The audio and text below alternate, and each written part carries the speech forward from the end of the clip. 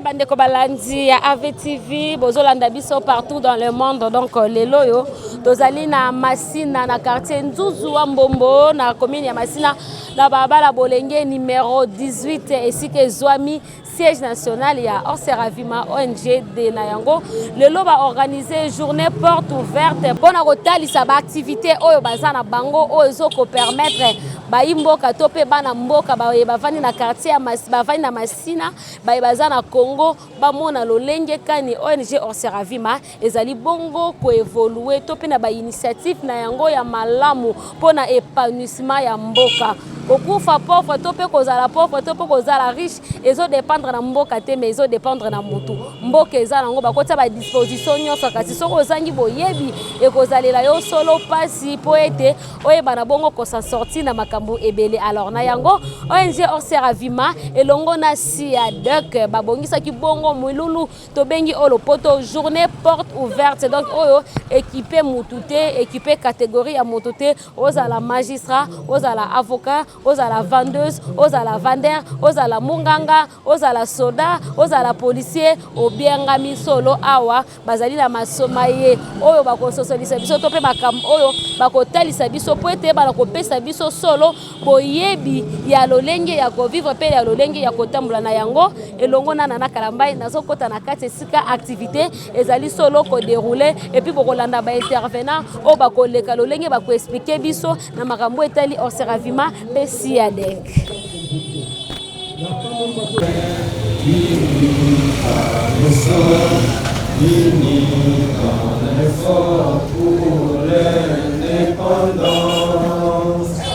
Son enfant, longtemps courbé, et pour des bons, prenons les plus belles élans dans la paix au peuple ardent.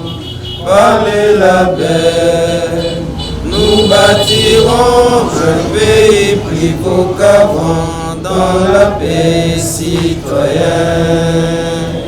Entouré l'hymne sacré de notre solidarité, fièrement saluer l'emblème de notre souveraineté. Congo, dans les pays Congo, des aïeux Congo, au pays Congo, bien-aimé Congo. Nous peuplerons nos soleils, nous assurerons ta main. 30 juin au tout soleil, 30 juin du 30 juin, jour sacré sois le témoin, jour sacré élémentaire, serment de liberté, que nous lèvons à notre postérité pour toujours. Merci beaucoup. Nous avons notre numéro 1 qui est aussi ici, il est bien représenté. Et nous invitons notre cher vice-président, M. Etienne Chongo, pour le nom de bienvenue dans la rétention de la zone municipale.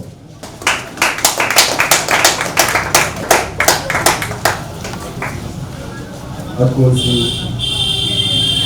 papa, la maman, de l'église, la Masina, au nom du président Daniel Tikolo, la magie des Fagas, la groupe SIADEC et ONG Orseravima, pour Pessidino Mbote, de Boyei Malamo, la siège sociale la vie. Président initiateur Daniel Tikolo, Azali Sika Awa la Mboka ya France, précisément la Paris. Et c'est là qui Azala et le Monabiso, je crois à Issaki et Belekati Nabiso qui est à Kozala la Mokolo Galelo, journée porte ouverte. Mais Azaki, moi, en conscient pour la Mobile Konaï, et à Sengi, au ligne ici, la Baï, oyo ayebisaki ke akozala na biso mokolo ya lelo. Na yango président Daniel Tikolo ayebisi ngai naloba na bana Masina pe bana ya Kongo mobimba azali mwana na bino ya Masina pe ya Kongo mobimba. Ye moko te, me ezali yanga ya yo ya bango pe ya biso nyonso. Esengeli biso nyonso tosimbana loboko na loboko mpona motuya ya likambo oyo tozali na komine na biso ya Masina.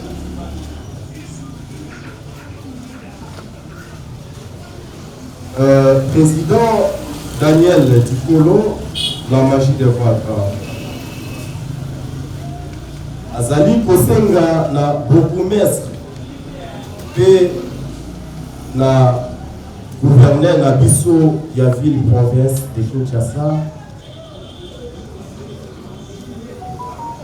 opesa biso confiance wete tosala oyo esengeli mpona développement communautaire. Tozali na baprojet ebele,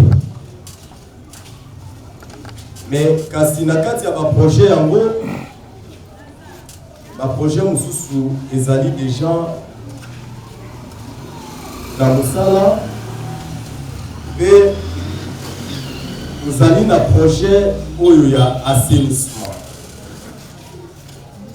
Yango président Daniel Tikolo azali kosenga simbisi na bourgmestre na biso ya commune de Masina na gouverneur de la ville province de Kinshasa alobi biso toza na makoki ya kosensibiliser 200 personnes na chaque commune ya ville province de Kinshasa mpona kokomisa Kinshasa mpeto.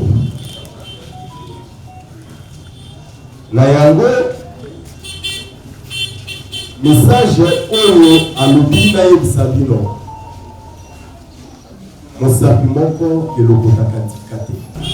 Messieurs, mesdames, distingués invités, à vos titres et qualités respectives, c'est avec un immense plaisir qu'Anseravima ONGD et le groupe SIADEC vous accueillent aujourd'hui à notre journée conviviale. Cette occasion unique nous permet de vous présenter notre structure, nos valeurs et nos projets.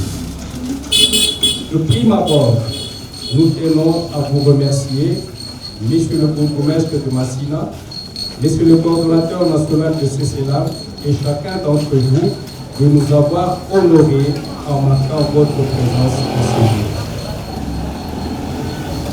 Votre intérêt et vos soutiens sont essentiels à notre affirmation en tant qu'ONG et moteur de développement communautaire des initiatives locales. Nous sommes ici pour partager ensemble avec vous notre vision, nos réalisations et nos perspectives. Ce jour mémorable vous offre l'opportunité de nous découvrir notre cadre de travail, nos différentes activités y développées, nos différents animateurs qui se dévouent nuit et jour pour vous offrir le meilleur service possible. Anseravima, en tant qu'ONG, est une œuvre pour la réinsertion sociale, familiale, scolaire et professionnelle des enfants de la rue et aussi l'accompagnement psychosocial des victimes des mines antipersonnelles à travers la sensibilité. Le groupe SIADEC, quant à lui, offre à tous ceux qui ont une activité génératrice de revenus la possibilité de l'obtention.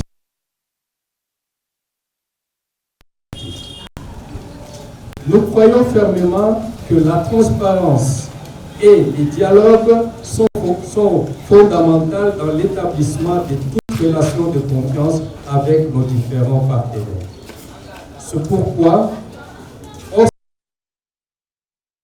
organise cette journée porte ouverte caractérisée par l'interactivité au jeu des questions et réponses suivie de la visite guidée de notre site. Espérons que l'expérience de cette journée porte ouverte sera enrichissante pour nous tous ici présents et qu'ensemble, main dans la main, nous contribuerons à construire un avenir prometteur, protecteur à travers l'opportunité de l'épargne et le crédit qu'offre Observavima en tant que groupe CIADEC. Que vive la journée porte ouverte, que vive la commune de Massina, que vive Observavima et le groupe CIADEC. Mesdames, Messieurs, le représentant de Padley, chers membres d'Observavima, chers collègues, l'organisation non gouvernementale œuvre pour la réinsertion sociale des enfants de la rue et assistance aux victimes des mines antipersonnelles a réalisé au cours de l'année 2024, comme l'a dit mon illustre prédécesseur, 7 types d'activités, à savoir, premier type, activités concernant les enfants de la rue. Deuxième type, activités concernant la lutte anti-mine. Activités d'aménagement de notre siège. Activités concernant le parking des motos. Activités concernant l'épargne. Activités concernant le microcrédit. Et enfin, des activités concernant le soutien scolaire.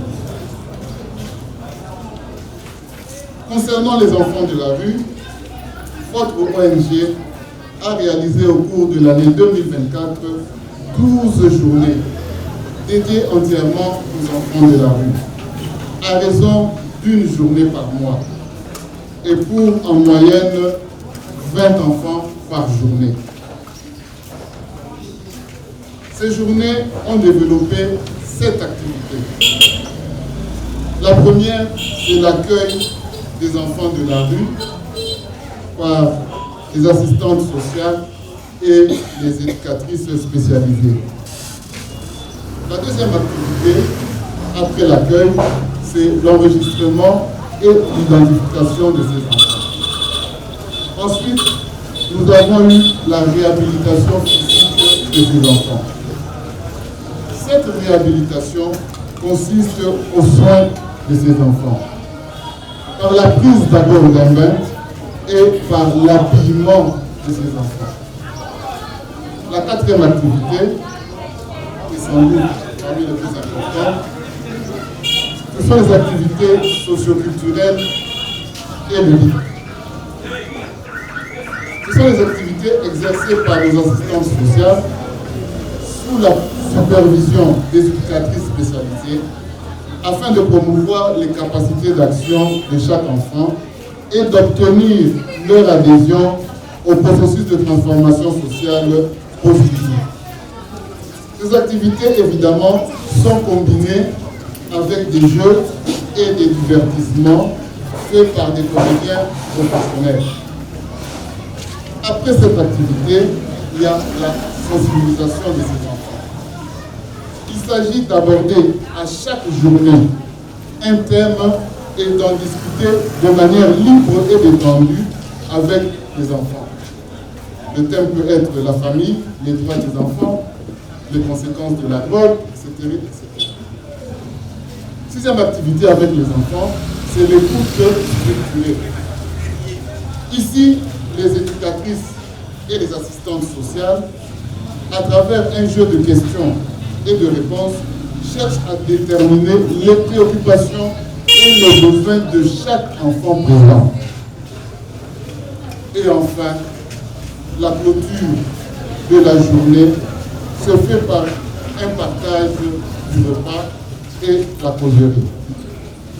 À la fin de la journée, dans une ambiance de famille, tout le personnel de l'ONG, de votre ONG, partage un repas avec ses enfants. Parce que ce sont nos enfants. Ces activités consacrées aux enfants de la rue nous ont nécessité pour toute l'année 2024 2427 $. C'est parti de manière suivante. Achat de fournitures de bureau pour un montant de 25 $.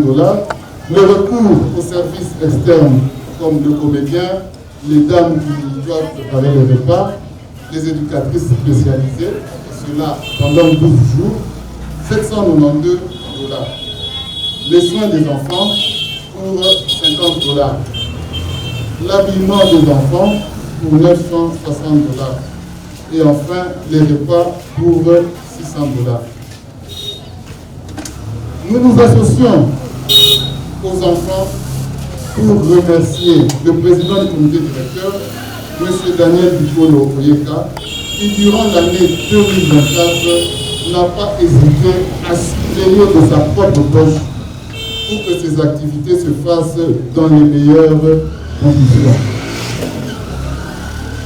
Deuxième sorte d'activité que nous avons eu à exercer durant l'année 2024, ce sont les activités de lutte anti-mine. Concernant la lutte anti-mine, votre ONG s'est focalisée sur 3 activités, à savoir des séances de planification tenues avec différents responsables du Centre congolais de lutte anti-mine, à qui nous transmettons nos chaleureux remerciements pour leur disponibilité et leur bienveillance. Deuxième activité,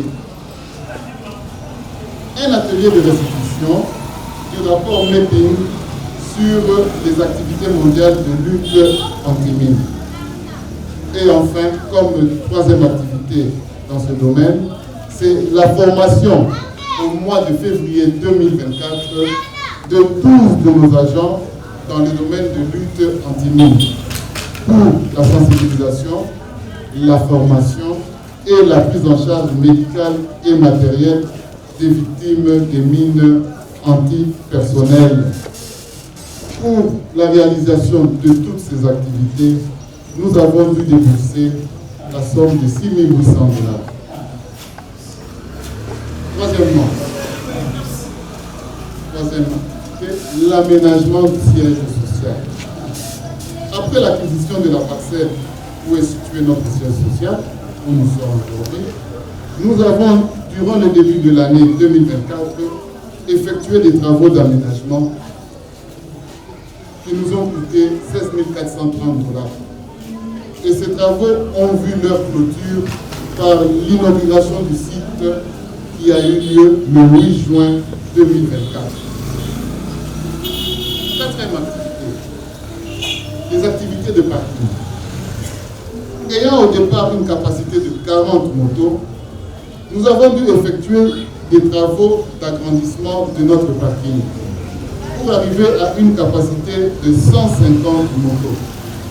Ces travaux ont consisté en le déblayage pour un montant de 350 $, l'achat de jetons et étuis pour chaque moto et pour les motards pour une valeur de 470 $. L'aplanissement du terrain pour 207 $ et la construction en matériaux durables pour une somme de 1 248 $, soit un total de 2 275 $ pour les activités de parking.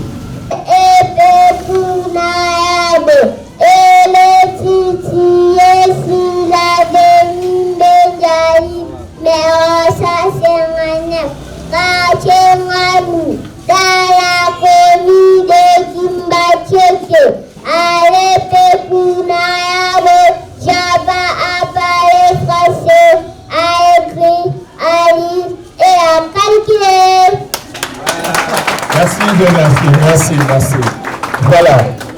Les amis Makambo, les amis Kosala Choko, mais s'il vous plaît, au sein de la papa, Nous avons un groupe de Seravima dans ma soif, nous avons des ça.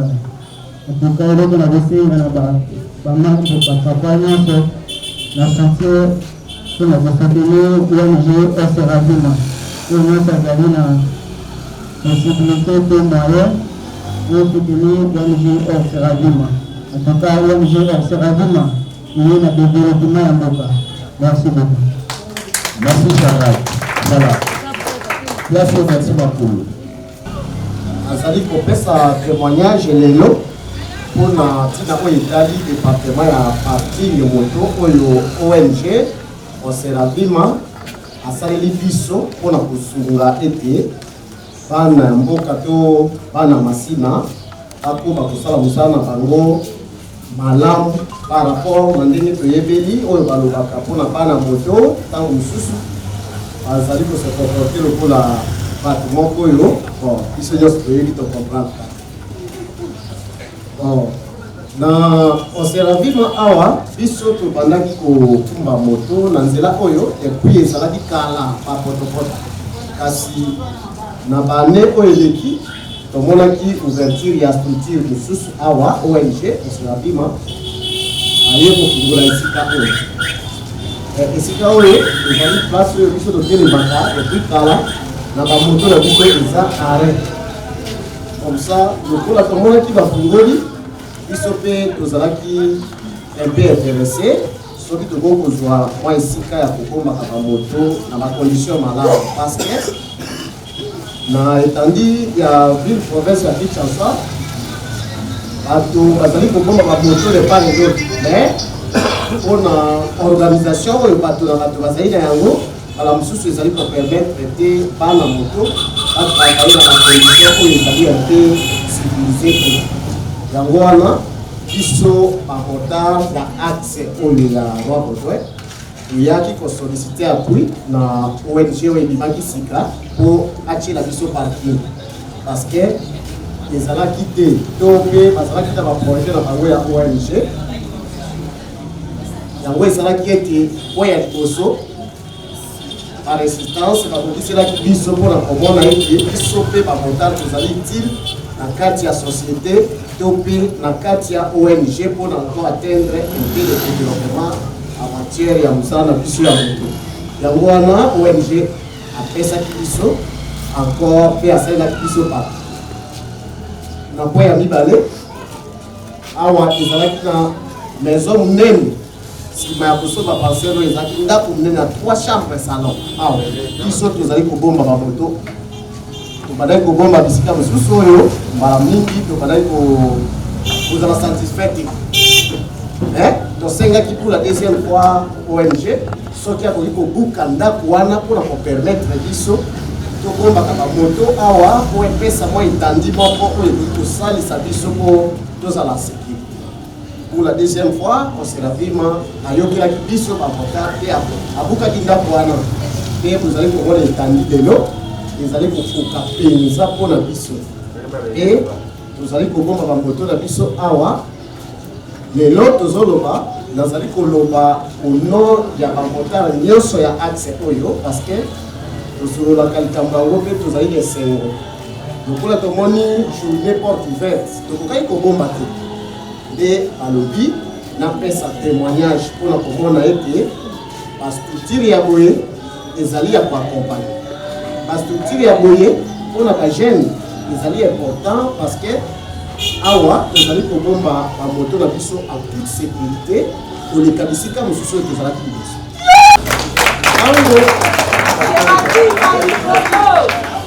bajeton oyo ezali kopesa matango toyaki awa tozali komona administration ezali bien ordonnée parce que bapolisi bazalaka kuna awa ntango toyaka na pokwa tokutaka biro efungwami mpona koyamba biso accueil ezali vraiment chargé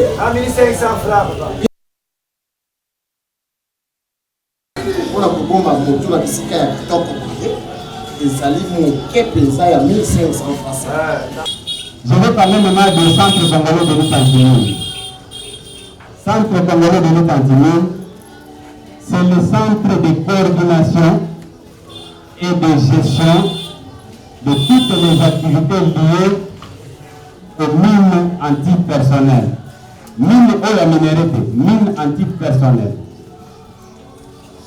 Alors, dans le cadre d'organisation, nous avons la République démocratique du Congo, qu'on a subdivisé en 5 pôles. Là, je suis en train de chercher et de vous expliquer là où nous allons situer Orseravima. Dans 5 pôles, le premier pôle, suivez bien, le premier pôle, c'est le Grand Katanga. Le Grand Katanga qui est composé de 4 provinces. Vous avez la province du Haut-Katanga, vous avez la province du Tanganyika, vous avez la province de Yémami et la province de Lualaba.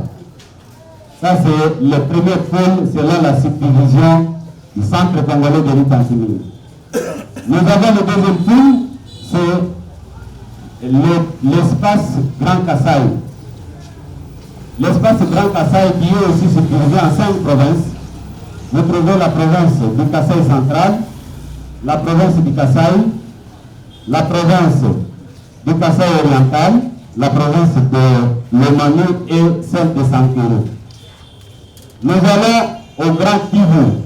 Au Grand Kivu, nous allons retrouver 3 provinces. La province du Maniema, la province du Nord Kivu et celle du Sud Kivu. Nous allons dans le pôle de la Grande Orientale. Là, nous allons retrouver 4 provinces. Nous avons la province de l'Upéry, nous avons la province de la Tchopo, nous avons la province du Haut et du Bas Zoélé. Et enfin, non, avant, là c'est avant, nous avons le pôle de Grand Équateur. Dans le pôle du Grand Équateur, nous avons la province de l'Équateur, nous avons la province de la Tchapa, nous avons la province de la Mangala, nous avons la province du Nord et Sud Ubangi. Et enfin, nous avons le pôle Malébo, qui est composé de la province du Kassai, de la province du Congo central, de la province de Maïndombe, de Kwilu et de Kwango, pour chuter avec la ville de Kinshasa. Alors, dans l'Assemblée, je ne sais pas s'il n'y a pas quelqu'un qui ne s'était pas retrouvé dans notre découpage ici. Je pense que tout le monde s'est retrouvé dans une province ici. D'accord. $50 le premier mois, ça signifie que le deuxième mois, le capital restant dû sera $850. Le taux d'intérêt ne sera plus $100, mais ça sera les 10% de ces $850 qui sera l'équivalent de $85. Et si on diminue encore de $50, là on sera à $700. Le capital restant dû ici c'est $700 et ça sera les 10% de ces $700 qui équivalent à $70 et ainsi de suite. Alors, il y a une question qui est en train d'être posée, sans que personne ne lève la voix. En quoi Oseravima est-elle une association à but non lucratif? Ça, c'est la question que tout le monde va se poser. Oseravima n'a pas de financement. C'est une association qui œuvre, qui travaille tout pour pouvoir trouver de l'argent et aider ceux qui sont dans le besoin. Nous savons qu'ici, dans la ville de Kinshasa, lorsque vous allez auprès d'un campiste pour emprunter $1000, il va vous dire que vous allez lui remettre après un mois $1500. Et si vous passez le mois sans lui remettre l'argent, vous allez retrouver qu'au bout de 2 mois, vous lui devez $2000. Ce qui n'est pas le cas avec Oseravima. L'objectif d'Oseravima, c'est d'aider les gens qui n'ont pas accès au crédit bancaire, les gens qui n'ont pas de grands gages. Parce que si vous allez à la banque aujourd'hui, vous avez, on va vous demander votre document parcellaire, et on peut vendre votre parcelle au point que ce qui va vous rester, vous ne serez même plus à mesure que vous achetez même un 10 mètres carrés de terre. Alors, je vais être plus pragmatique pour vous faire comprendre en quoi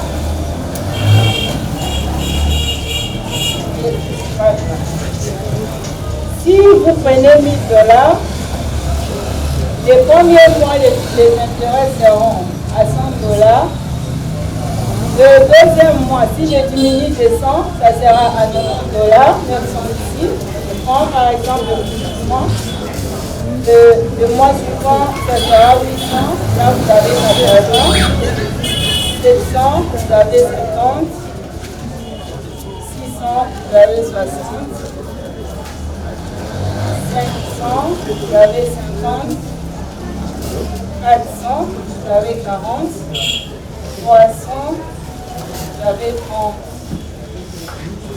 200, vous avez 20. Et 100, vous avez 10. Là, je fais un peu jusqu'à 10 mois pour faciliter les calculs. Si vous prenez les taux des intérêts en boursier, c'est le référent de la ISS. Et je suis expert dans l'accompagnement de coopératives et de micro-entrepreneurs. Alors, ce que je vais faire ici, c'est par rapport à la politique de l'océanie. Parce que chaque maison a sa politique et chaque organisation peut fixer ses taux d'intérêt. Ce que je vais faire ici, c'est par rapport à l'océanie. Nous allons d'abord commencer par les crédits solidaires parce que au départ, c'est l'idée qui a attiré l'attention du président, M. Daniel Nicolas. Mais parce qu'on a un peu de difficulté par rapport à la mentalité des gens, du milieu aussi, alors on a dû commencer par les crédits individuels parce que les gens aiment évoluer en solo. Mais en réalité, pour un développement, une économie sociale solidaire, il faut que les gens se mettent ensemble. Il n'y a pas de développement quand on travaille en solo. Il faut que les gens se mettent ensemble parce que lorsqu'on est ensemble, le plus fort entraîne avec les faibles et c'est comme ça qu'ils peuvent promouvoir le développement, que ce soit d'une famille, que ce soit d'une communauté, de n'importe quelle société. Si au sein de la famille, je donne un exemple, je connais beaucoup d'exemples en Europe de familles où les gens se décident par exemple, voilà, nous travaillons tous, mais nous devons avoir des maisons. Et si tu travailles toi-même pour acheter la maison, non, ça va, je suis agent de gens, je ne vais pas utiliser ça, s'il vous plaît.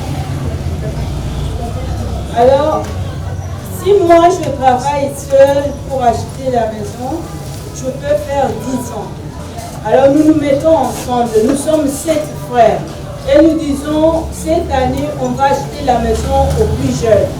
Et nous tous, nous prenons des crédits à nos comptes à la banque et nous payons la maison cash pour les plus jeunes et nous travaillons toute l'année pour rembourser ce crédit. La deuxième année, nous faisons, et au bout de 7 ans, vous allez trouver que chaque membre de la famille a sa maison. C'est ça l'économie sociale solidaire. C'est dans ce cadre-là que le groupe SIADEC a intégré cette activité de microcrédit. Nous avons lancé le crédit individuel parce qu'en 2025, nous devons travailler d'arrache-pied pour pouvoir créer les groupes solidaires. Parce que c'est ça l'objectif principal, d'aider tout le monde à être intégré. Pour ce qui concerne les crédits individuels, ça dépend du montant que vous payez. Si vous allez de 0 à 500 $, l'échéance de remboursement c'est 4 mois. Si vous allez de 501 à 750 $. L'échéance de remboursement, c'est à 6 mois. Et si vous avez de 751 à 1 000 $, l'échéance de remboursement, c'est à 8 mois. Alors, les intérêts, selon OCERAVIMA, j'insiste et je me répète, c'est la politique de la maison SIADEC, du groupe SIADEC. Chaque maison peut déterminer son taux d'intérêt qui peut être revu à la hausse.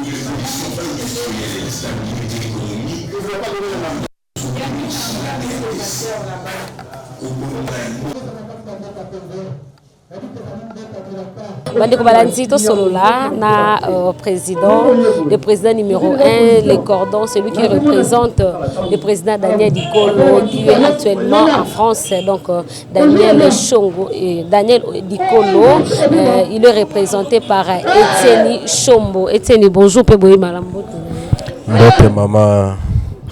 Ok, tout le monde est là, yo, Bobonisi Molulu, babengi journée porte ouverte. Au Seravima et mon animé, tout le monde ba mariage est belé, tout le monde c'est adek, tout le monde au Seravima, tout le monde c'est là parce que tu côté ça biso na beaucoup c'est motuya ya milulu ya lelu. Ouais, merci maman Ave Maria. Groupe Siadek ezali à très prise. Oyo groupe ONGD au Seravima aye ko adhéré, c'est-à-dire patron il y a ONGD au Seravima, c'est le groupe Siadek.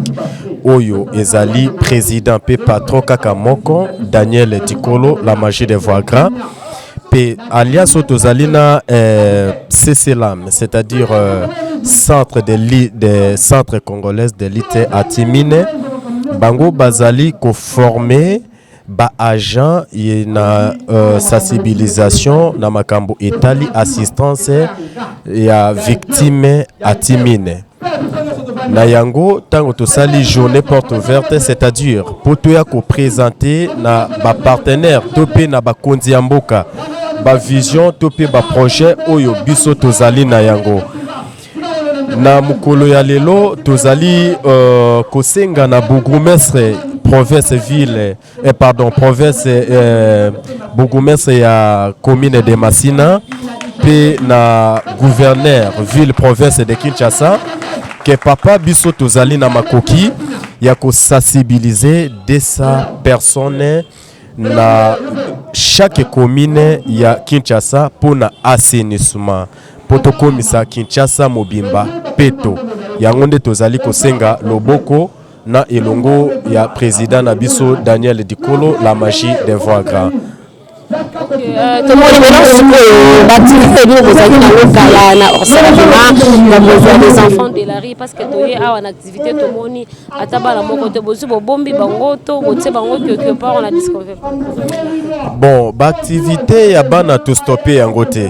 Ezali kokoba mais tellement tozali ko aménager place oyo esengeli bana wana bazala, c'est parce que tango mona azana condition moko neti na niveau ya balabala ba terrasse esengeli tanga komi na ndako moko ya propre et na banzete na mikolo moke akoki pe ko bongolisa makanisi ya kozonga na balabala mais ba échantillon bazali moko awuti ko sala récitation wana azali parmi bana na biso tozali ko bongisela bango esika po baya tellement aménagement na bango esili na noté yango nde bomoni bango te po na mokolo ya lelo mais quand même moko a représenter ki bango ndenge ezalaki lolenge ya kala parce que to accompagnera bino tozalaka na bino l'autre fois toyaki awa tomonaki bana lolenge babandaki kolia babandaki komela est-ce que ozokoba kaka na structure wana ya kobokola bana ndenge ezalaki par semaine baye deux fois baye balie et puis baencadrer bango ndenge ezalaka et puis bakei mais tomoni acte yango te est-ce que acte yango ezokoba kaka to bostopaki? Oui, ezokoba tokoki kosukisa yango te, c'est parce que yango nde ezali cible na biso ozomona yango nde ezali cible na biso tozokoba bazoya baliaka mais tellement mokolo ya lelo esengelaki ezala quelque moko na kati na bango po ete lobi nde basilisaki mosala ya kosala pavement lupango mobimba mpe kotongela bango mwa esika koluka ndenge nini esengeli bafanda na esika moko ya malamu. Yango wana lelo bo remarqué que moko kaka nde ayaki.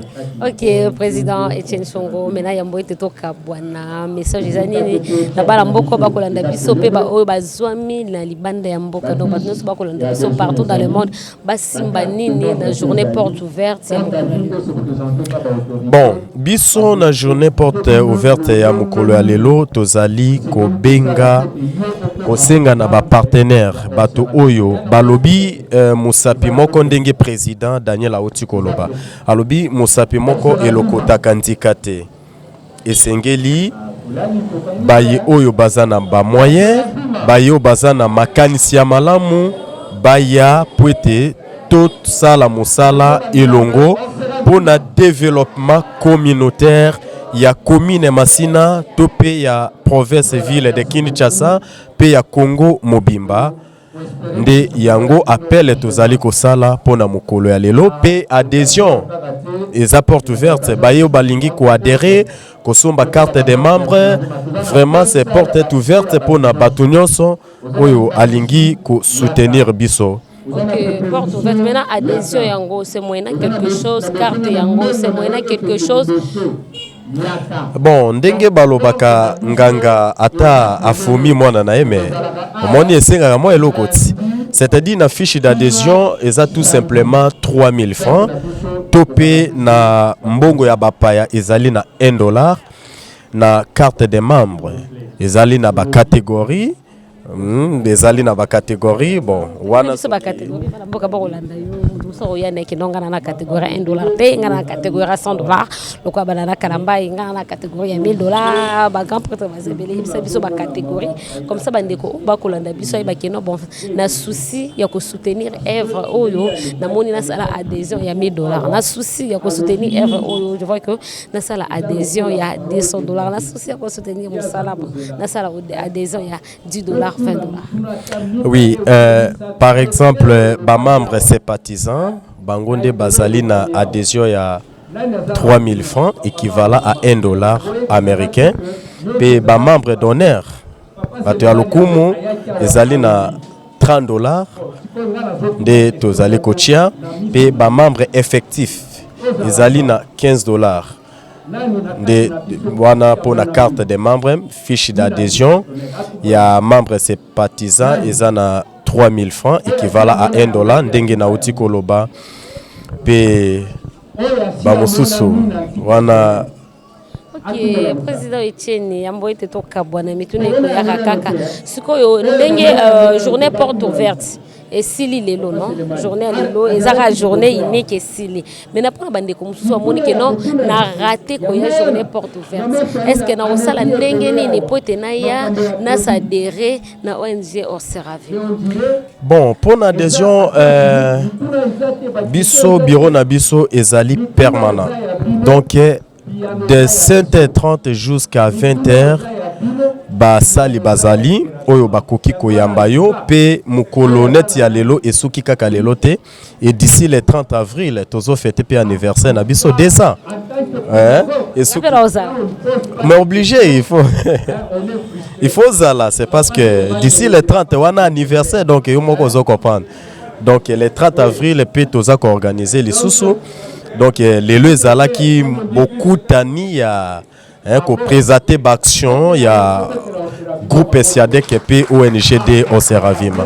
Ok, contact rapidement et puis bandeko bazali bako benga bino na musika pesa bango ba contact na bino et puis oui, bakoki ko benga biso na plus 243 0 excusez 817 plus 243 17 c'est ça non, plus 243 plus 243 81 OK 71 28 357 081 plus 243 toujours plus 243 OK 81 71 28 et 357. Nasuka, wana numéro permanent ya vice-président. Obengie Osuye Moko. Ok, pour na ba o ba moni ke no ba bengio, ba o ba moni ke no ba zanzinga nzinga balandi biso na nzela ba itando, balandi biso na banzela ya ba réseaux sociaux, ba bi ke no ngamo na lingi na ya penza na mona esika siège yango ezali ba ko ya ndengeni. Bon, biso tozwami na commune de Masina na avenue Bolenge, quartier Nzunzi Wambombo. Tozali référence soki bisika baso yoko uta soko kitika kana so de mouton ya Bitabe na direction ya Roi Baudouin. Direction ya Roi Baudouin opusani na numéro 18 ya avenue Bolenge. En tout cas même bana motaro baza na nini na boulevard na so de motoana oyebisi baoka ke no tikanga na ONG Oseravima souvent baebi yango na parking moto bakoya kotika. Ok, merci beaucoup Etienne Chongo, le président. En tout cas, tu libéré na bisoyo bande ko balanzi bozo landa biso partout dans le monde entier. Donc Oseravima, ils allaient na avenue Bolenge numéro 18, donc quartier Nzuzu Wambombo, au Wuti Bandal Kasavu Bungiringi, référence ezaka nzela chango to ana chango awa actuellement. Ozui babiso ezo kende Pascal bakitisio na Bitabe, bakitisio na Bitabe, c'est ça non? Bakiti na Bitabe juste na se ya so de mouton. Aux yeux avenue wana babenga ngo avenue Bolenge, donc motard nyonso okobenga akozoyo aroya no directement ti awa esika siège national ya Oseravima ezali bakoyamba yo pona mituna misusu. En tout cas tozo senga na bato ya bonne volonté, bato ya bonne foi bo soutenir œuvre oyo kende liboso. En tout cas ekozala mingi pona développement ya mboka na biso ndango tokei tomona madame oya utiko pesa bongo formation to meka pe ko soana na formation sur l'entrepreneuriat to meka ko tune moi mitune puis ay bana bongo ko talisa biso. Oui bande ko balanzi à présent to solo là na madame Faïla to monaki to utiko landa intervention na ye ndenga intervenant qui sur l'entrepreneuriat, comment être riche, parce que les Congolais mingi toza goyi to lingi karaki non je veux un téléphone de $1000, je veux un kabelo na lingi boy aussi longtemps toi tu travailles pas yo sala musala to sala yelo to beti matolo awa obeti matolo awa kangisi moi 200 obule na somba pantalon à $50 na somba kabelo à $150, or que mbongo wana ezali na motu ya mingi ya kokomisa pe riche okomi pe indépendant topé indépendante. Alors tozana madame Faïla Véronique yewana zali tokotuna mituna ako expliquer biso lolenge nini ya kosala poete tokoma batu ya bozi topé bariche. Bonjour madame. Bonjour. Okoki ko se présenter bande ko balanza ba kolanda biso na langue nyoso. Naza Faïla Véronique, je suis assistante sociale, travailleur social. Naza ko œuvrer na accompagnement psychosocial. Naza ko œuvrer pe na accompagnement na domaine ya microcrédit, na domaine ya microfinance, puis na domaine ya micro-entrepreneuriat. Ok, tolandi malakisi na yo vraiment na bokebi mingi lolenge nini okoki kosala poete okoma moto na bozwi. Alors bande ko balanzi bazolanda biso partout dans le monde entier. Zana ba o bazwaki libako kolanda intervention, mais ba o pe bazwi libako kolanda intervention te, mais quand même ozosala interview opesa biso makanisi oyebisa biso eloko nini esenge na biso kosala poete tokoma bato ya bozwi. Po lelo yo biso tolingi aspect mingi, tolingi na lata kitoko na lia kitoko, mais je travaille pas moto asala kata na téléphone iPhone 20 était comme ça $1000, $1500, mais à ça la raté. Mais quand on hôtel ça biso bande ko balanzi pesa biso non boye biwana to soso la pour lobito comme bariche to longa ko kanga bandoki. Merci beaucoup. Et le côté ça ko sengana batu eza ko vivre kaka, donc vivre sans objectif. Mutu esengeli azala un objectif. Oyeba na vie na yo olingaka nini olukaka nini polero okozwa ata mwa $1000 na yo peu importe nzela ozwi yango soko oza na objectif okesomba ba iPhone wana te okesomba bakabelo wana ya basa 50 te okoloba natia na mombongo na ngai na mombongo na yo soki yo omoni ke yo moko ozokoka mombongo te yo koki oleka ata na maison Seravima ke nga nde naza boye nazwi mwa $1000 na ngai nakangisi mbongo oyo nga na ye nango bino bozopesa bato nyongo bozwa bokopesa nga ata 1%. Comme ça bango na mwa 10% bazwaka wana bakoki kolongolelaka yo chaque mois 1%. Okomonaka après 12 mois okoya korécupérer $1000 wana esi ebakisi mbongo pe ekoki kozala na nzela ozwi makanisi okodevelope yango. Eloko tozoyebisa bato mutu nyonso aza capable ya kosala likambo nyonso soki volonté eza pe soko oza na objectif ya vie. Tolingi bato bazaka ba mendiant te oke vande pa yaya na yo ozelaka bapeso biloko ya kolia basalela yo nyonso, c'est de la mendicité. Toboyi bato batikala na makanisi wana tolingi bato bazala autonome, bato bazala utile à eux-mêmes. Donc soko ozwi mbongo na yo kanisa nanu liboso na osala nini po ebota mususu ko kanisa nanu te okabelo oboyeboye.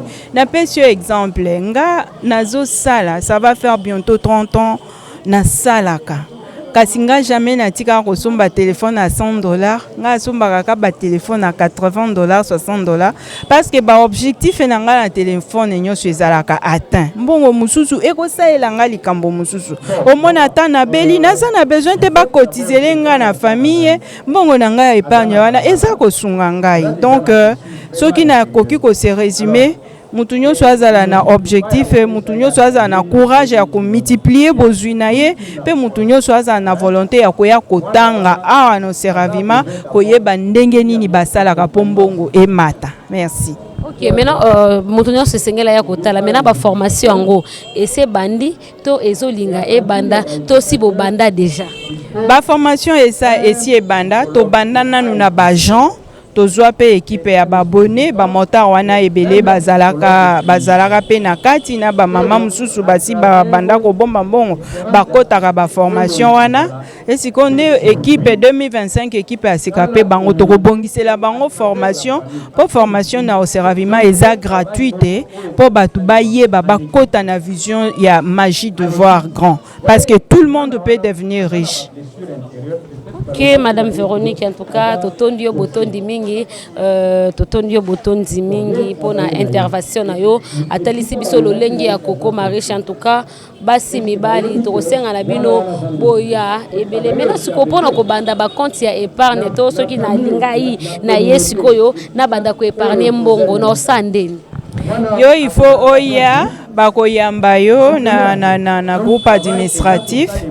Il faut aussi une carte d'adhésion d'abord, puis au fungoli compte no baropesa ba fiche ndenge maître juriste alobaki eza na procédure olandi procédure administrative wana okomono zui compte na yo po bandi ko bomba mbongo na yo. Ok, Matonde Mengi, toujours Kaka na Veni Bolenge, numéro 18. Donc, ceux qui boyent, comme bino donc to bozan na bateau baza permanent, motunyo so era kokine koya, eza sur rendez-vous, bozan na ba jour, oyo bo fongolaka, to pe bozan na ba jour, bo fongolaka te to bozali chaque jour du lundi à lundi. Ba jour nyonso ba permanent bazalaka. C'est vrai que ngana zanga naza consultante, mais ba permanent o basalaka, ba s'arrangeaka journée moko o bakozanga bazate soki équipe o eke terrain équipe ya bureau yango etikalaka na bureau pe équipe ya bureau soki moko na bango azimpoko so akoyate ba communiquera ke yo kende ko sala permanence bazanga te bazaka mikolo nyonso lilo basuka po ete to kabwana na bande ko nyonso balande intervention na madame Véronique. Bato nyonso balandi intervention nanga na ebisi bino que bato bazaka na volonté le la président Daniel Dikolo bazamuke o se investir pona bolamu ya bato nyonso o mobiliser ba fonds et outil na poche na o po to créer musala po to si to outil ko créer association Seravima wana tozoyebisa mutu nyonso ke il faut kozana bolingo pe na détermination ya ko mema ninga na réussite. Merci beaucoup Madame Véronique. Ok, bandeko balanzi tokomi na kati ya activité nde na bisaki na utaki koloba na biso ete lelo eza journée porte ouverte na yango domona secrétaire général ya ONG Oser Avima Monsieur Bukasa akolobela biso tina ya mokolo ya lelo journée porte ouverte. Donc bonjour Monsieur Bukasa. Bonjour maman. Kolobela biso na tina ya mokolo ya lelo journée porte ouverte. Oui, tina ya mokolo ya lelo ezali pona tosali année mobimba 2024 eleki nzamba batele biso tokutani na 2025 tolobi tozali ONG mais tozali na ba membre toza na devoir ya ko expliquer bango eloko nini tosalaki année passée bayeba po bango pe bazwa idée ba pesa biso pe ba directive pona année ya 2025 nde tina ya journée ya lelo.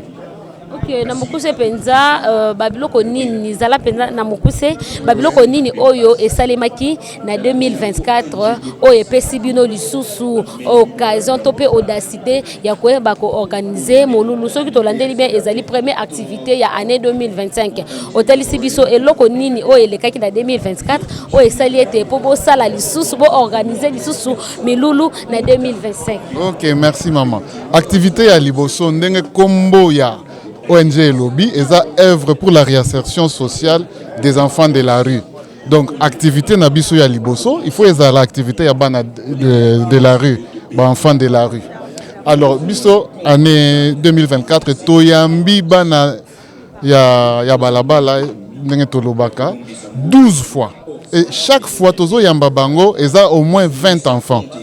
Toko yamba bango bino boyebi bana ya balabala soki boyambi bango eloko ya liboso eza ya kokomisa bango propre kosokola bango kolatisa bango kosolola na bango koyoka bango mais surtout il faut nasuka ba sentir que bozo rejeter bango te hein ata otangisi mwana de la rue olakisi bo mais soki nasuka azo sentir que moi ozo sala moi différence hein netozo bwa kisaye muke esala bango pasi nde nasuka toliaka na bango tozo kabola sani moko na bango tolie na bango to sololi to swadoli to kabwani totali oyo tokima te ya nini donc tosali yango 12 fois au courant de l'année nde eloko ya liboso eloko ya mibale kaka na Oser Avima eza lutte contre les mines eloko ya liboso tosali eza kozwa nanu formation pour lutter contre les mines. Ce n'est pas n'importe qui a aucun de kosimba munduki. Il faut qu'on y ait banane. Nde tozu formation. Tout l'andi pe ba séance il y a rapport mondial sur le fonctionnement il y a ba mine antipersonnel. Nde biloko ya mibale ya mutuya to sali année passée. Toye ko sala lisusu activité ya parking.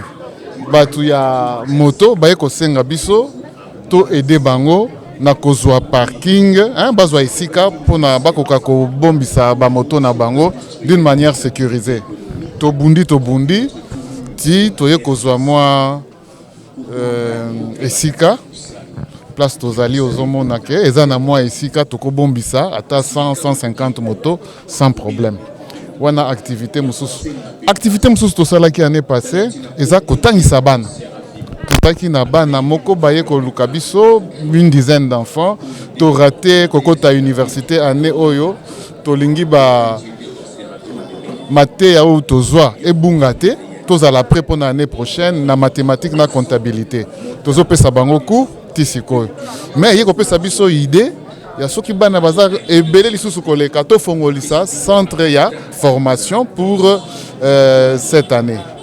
Et là, comme nous sommes là, ezali épargne. Tozali na ba membre na biso, bayaka ba bombisaka mbongo epa na biso. Chaque fois azo bombisa.